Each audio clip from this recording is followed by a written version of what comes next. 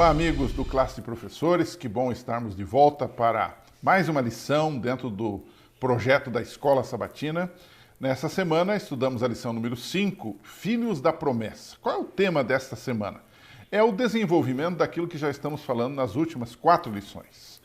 Um estudo nesta semana sobre as promessas da aliança de Deus com Abraão e a sua influência, naturalmente, sobre a humanidade toda. E a primeira parte da nossa lição fala de Deus como escudo de sua promessa, ou como proteção, como garantia da sua promessa. Lá no Gênesis 15, no verso 1, Deus diz a Abraão assim: "Não tenha medo, Abraão, eu sou o seu escudo, grande será a sua recompensa." Escudo aqui indica, primeiro, que a promessa de Deus para Abraão estava segura e guardada. "Eu sou o seu escudo", disse Deus. Por outro lado, isso também indica um relacionamento pessoal de Deus com Abraão, de Abraão com Deus. Intimidade, né? O livro Filhos e Filhas de Deus, na página 77, tem um texto que eu particularmente gosto muito. Diz assim: "Cristo não tem em nós um interesse casual", ou seja, aquele negócio interesseiro, né? Querendo tirar de nós alguma coisa, mesmo que nós não temos nada para dar para ele, a não ser o pecado, né? Mas o texto diz assim: "Cristo não tem em nós um interesse casual, mas um interesse mais vigoroso do que uma mãe tem por seus filhos." Que verso bonito esse, que texto bonito esse, mostrando que Deus está sempre nos guardando, nos protegendo, como um escudo.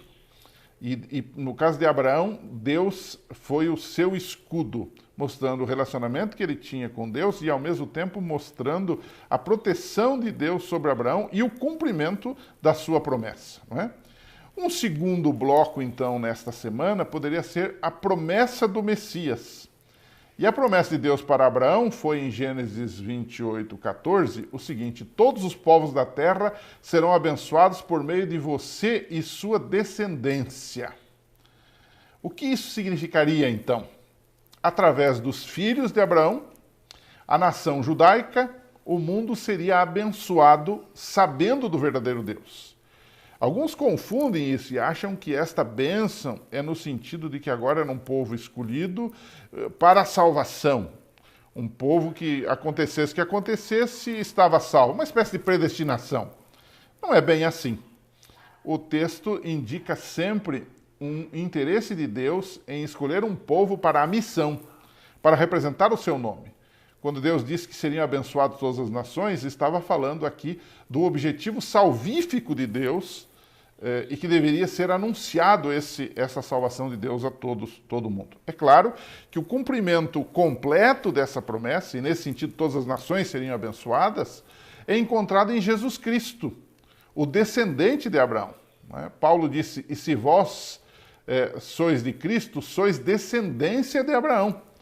E ele diz mais: "E sois herdeiros segundo a promessa." Gálatas 3, verso 29. Então, isto é, nós somos justificados em Cristo e alcançamos a vida eterna em um lugar onde o pecado, a morte e a dor não encontrarão lugar. Nós estaremos livres desta vida repleta de males, no dizer de Santo Agostinho, né, que está na lição de terça-feira, né?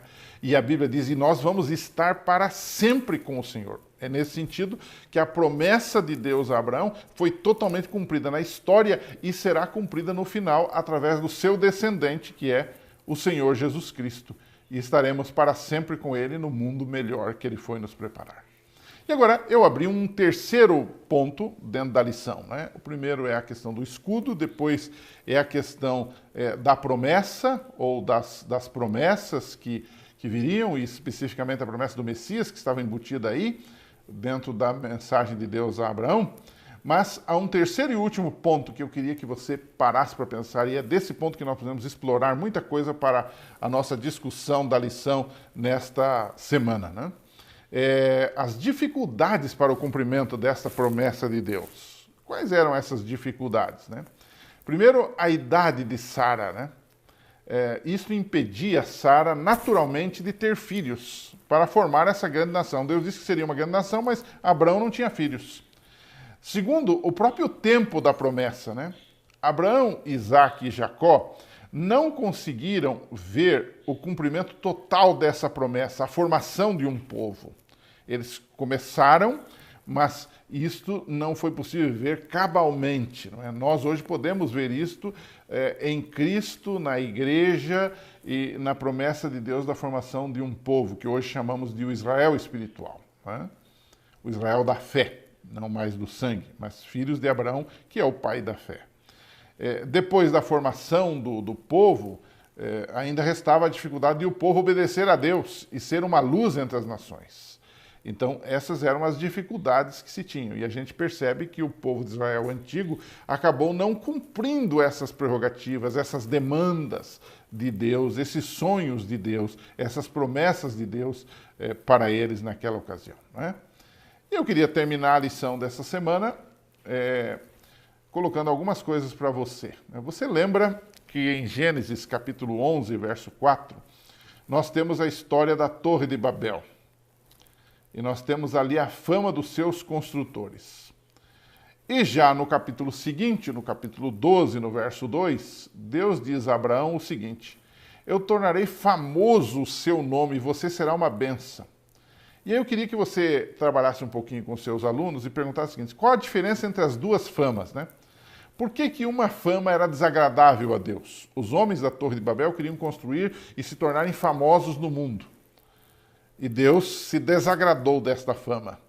Por outro lado, Deus disse a Abraão que daria a ele uma fama, e Deus se agradou desta fama. Bom, o resumo de tudo isso é que a primeira fama indicava a arrogância, né? O esforço humano, as obras humanas. Por outro lado, a outra fama com Abraão representava a graça de Deus. Abraão foi chamado por Deus.